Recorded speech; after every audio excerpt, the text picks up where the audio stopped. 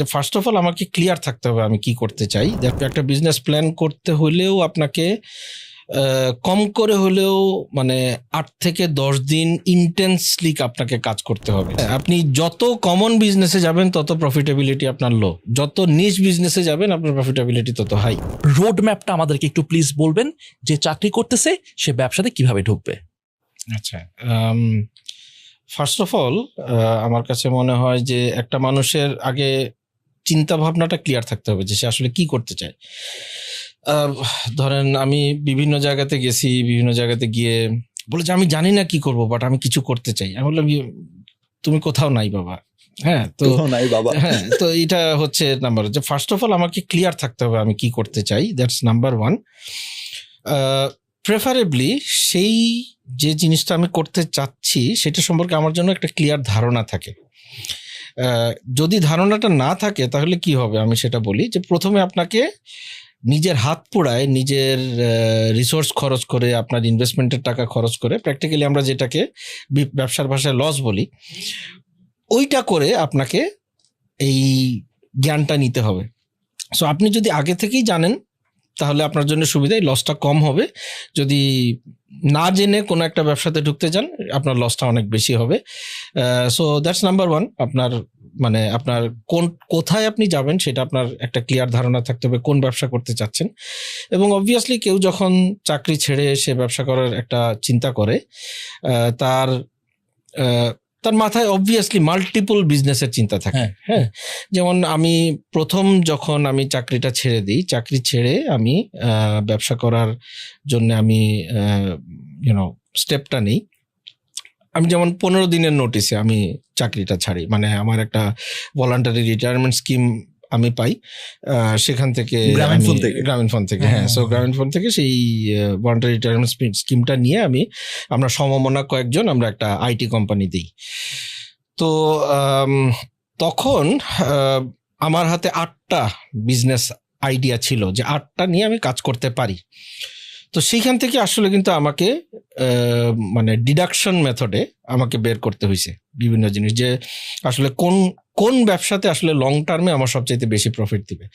এখন প্রথমেই আসলে আপনি তো ডিটেইল বিজনেস প্ল্যান করতে পারবেন না, কারণ ডিটেইল বিজনেস প্ল্যান করতে গেলে আপনার অনেক নলেজ আপনার হাতে থাকতে হবে, অনেক ডেটা আপনার হাতে থাকতে হবে। সো একটা ভালো বিজনেস প্ল্যান আপনাকে যদি করতে হয়, তো একটা বিজনেস প্ল্যান করতে হলেও আপনাকে কম করে হলেও মানে 8 থেকে 10 দিন ইন্টেন্সলি আপনাকে কাজ করতে হবে একটা এক্সেল ফাইল নিয়ে। এবং এক্সেল ফাইল নিয়ে কিন্তু আসলে এটা একটা মজার জাস্ট কথা আছে, যে সবচাইতে বড় ফিকশনগুলো লেখা হয় কিন্তু এক্সেলে, ওয়ার্ডে না। তো আপনি কিন্তু চাইলে কিন্তু এক্সেলে আপনি চট করেই একটা বিশাল প্রফিটেবল একটা জিনিস বানাইতে পারবেন। বাট আপনি যখন আসলে দেখবেন যে একটা তরমুজ, ক্ষেতের 10 টাকার তরমুজ আপনি যখন রাস্তায় 150 টাকায় বিক্রি হয়, আপনার কাছে খালি মনে হইতে পারে যে 15 গুণ প্রফিট। আসলে তো অনেকগুলা স্টেপ আছে। আপনার যদি সেই ধারণাটা না থাকে, যেটা আমি প্রথমে বলছি, যে আপনার একটা ইন্ডাস্ট্রির সম্পর্কে ধারণা থাকতে হবে, যে তাকে কতটা জায়গায় তাকে হাত বদল হয়, কতটা জায়গায় তাকে চাঁদা দিয়ে আসতে হয়, দেন কতটা জায়গায় আসলে ভ্যালু এডিশন হয়, দেন আপনি আসলে বুঝতে পারবেন যে আপনি এই 150 টাকার তরমুজ আপনি যদি মাঠে ফলাইতে চান আসলে আপনার কত টাকা প্রফিট হইতে পারে। হ্যাঁ, সো আমরা তো কি করি, আমরা রিটেইল প্রাইসটা দেখে আমরা সাথে সাথে চিন্তা করে ফেলি, আচ্ছা 10 টাকা দিয়ে বানাবো, 150 টাকা দিয়ে বেচবো, আরে লাভই লাভ। তো এটা কেন হয়? বিকজ আপনার যে নলেজটা নাই, ইন্ডাস্ট্রি নলেজটা নাই। So before getting into that detail আপনাকে প্রথমে আসলে ফিজিবিলিটি অ্যানালিসিস করতে হবে। ফিজিবিলিটি অ্যানালিসিসটা হচ্ছে যে ওই যে আমি প্রথমে যেটা বললাম, যে আমার এইটা সম্পর্কে জ্ঞান কিরকম, আমার হাতে যে 8টা বিজনেস আইডিয়া আছে এইটা সম্পর্কে জ্ঞান কিরকম। আপনি ধরেন পয়েন্ট করলেন যে যত কম জ্ঞান তত কম স্কোর, একটা হচ্ছে 1, একটা 3, একটা 5, আরেকটাতে আপনি 9 দিলেন। দেন আপনি হয়তো বা নেক্সট কিটা আসলো, যে এই বিজনেস শুরু করতে চাইলে আমার ইনভেস্টমেন্ট কত টাকা লাগবে, সে 50 লেস দেন 10 লাখ টাকা ইনভেস্টমেন্ট, এটা হয়তো বা স্কোর 10। 1 কোটি টাকার বেশি ইনভেস্টমেন্ট, সেটা হয়তো বা স্কোর 1। গিভেন দ্যাট আপনার ক্যাপাসিটি কতটুকু আছে। আপনার হাতে যদি 1 কোটি টাকা থাকে তাহলে 1 কোটি টাকা লেস দেন 1 crore, এটা 10 হয়ে যাবে তখন। হ্যাঁ, দেন হচ্ছে আপনার টাইপ অফ কম্পিটিশন কি, আপনার মার্কেটে এন্ট্রি ব্যারিয়ার কি।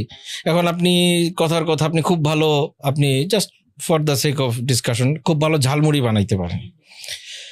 এখন ঝালমুড়ির এন্ট্রি ব্যারিয়ার কতটুকু? তেমন একটা নাই, কোনো ব্যারিয়ার নাই। না, আপনি খুবই বানাচ্ছেন, low। কেউ আপনারটা দেখে পাশে একটা বসাই দিল, সো তার মানে এন্ট্রি ব্যারিয়ার ইজ লো। আপনি এন্ট্রি ব্যারিয়ার আরেকটা রাখতে পারেন যে আপনি আসলে ঝালমুড়ি বানানো শিখাইলেন এবং দেন বড় একটা কেউ এসে আপনার টোটালটা খেয়ে দিল।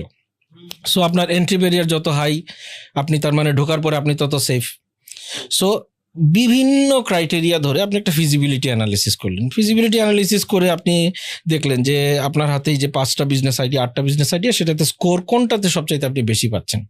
আরেকটা আপনি চিন্তা করতে পারেন প্রফিটেবিলিটি কতটুকু। Yes. হ্যাঁ, আপনি যত কমন বিজনেসে যাবেন তত প্রফিটেবিলিটি আপনার লো, যত নিশ বিজনেসে যাবেন আপনার প্রফিটেবিলিটি তত হাই। হ্যাঁ, সো এই যে জিনিসগুলো, এইগুলো আপনাকে আসলে চিন্তা করতে হবে। তো করে আপনি যখন ফিজিবিলিটি অ্যানালিসিস করলেন, আপনি একটা হয়তো বা 8টা ছিল, 8টা থেকে আপনি 2টাতে নিয়ে আসলেন। Then you do the actual business planning, যে বিজনেসের প্রজেকশন করলেন, বিজনেসের মডেল তৈরি করলেন, করে আপনি দেখলেন যে 5 বছর পরে আপনার বিজনেসটা আসলে কোন জায়গাতে যাবে। আপনি প্রথম প্রফিট কত দিনের, আপনি প্রথম রেভিনিউ কিন্তু এক জিনিস, আর প্রথম প্রফিট কিন্তু আরেক জিনিস। আবার প্রথম 1 টাকা প্রফিট থেকে শুরু করে আপনি সাস্টেইন মানে সিগনিফিক্যান্ট প্রফিট, মানে প্রথম 1 টাকা প্রফিট করলে তো আসলে সেটা দিয়ে কোনো লাভ হয় না। সবার খরচের পরে ওই 1 টাকা আপনি ঘরে নিয়ে যেতে পারলেন। আপনি যে স্যালারি চাচ্ছেন সেই স্যালারি ঘরে তুলে নিয়ে আসতে কতদিন লাগবে? হ্যাঁ, দেন হচ্ছে আপনি আসলে সাস্টেইনেবিলিটি আপনাকে এনশোর করা, যে আপনি এটাকে একটা সাস্টেইনেবলি প্রফিটেবল বিজনেস বানাইতে আপনার কতদিন লাগবে। 5 বছরের মাথায় আপনি আসলে কত টাকার নেট ক্যাশ ফ্লো আপনি জেনারেট করতে পারবেন, যে নেগেটিভটা বাদ দিয়ে, এতদিন আপনি যে লস করছেন সেই লসটা বাদ দিয়ে আপনি আসলে কত টাকার প্রফিট আপনি জেনারেট করতে পারবেন, সেটার ভ্যালু কত। এখন অবভিয়াসলি 5 বছর পরে আপনি দেখলেন প্রচণ্ড খাটাখাটনি করলেন, প্রচণ্ড রিস্ক নিলেন, তারপরে আপনার সেই বিজনেস থেকে লাভ আসতেছে 10 লাখ টাকা। আপনি কি আসলে ইন্টারেস্টেড হবেন এত রিস্ক নেওয়ার পরে? আরেকটা বিজনেস দেখলেন যে ওইটাতে হবে 5 কোটি টাকা, আপনি অবশ্যই সেকেন্ড বিজনেসটাতে আপনি যাবেন। এখন অবভিয়াসলি আপনি যদি প্রথমেই চিন্তা করে নেন যে এরে পাস করাবো আর এরে ফেল করাবো, তাহলে তো আসলে এটা দরকার নেই। আপনি নিউট্রাল পার্সপেক্টিভে অ্যাজ রিয়েলিস্টিক অ্যাজ পসিবল আপনাকে এই জিনিসটাগুলো চিন্তা করতে হবে। কোথায় কোন রিসোর্স লাগবে, আপনার এমভিপি মিনিমাম ভায়াবল প্রোডাক্ট তৈরি করতে কতদিন সময় লাগবে, সেইটার পিছনে কত টাকা খরচ হবে, সব কিছু চিন্তা করে আপনাকে এক্সেলে ঢুকাইতে হবে। এক্সেলে ঢুকাই দেন Excel will come up with the score. তখন আপনি যেটা করবেন, সো এতদিনে কি হইলো, আপনি কনফার্ম হইলেন যে আমি এই বিজনেস করতে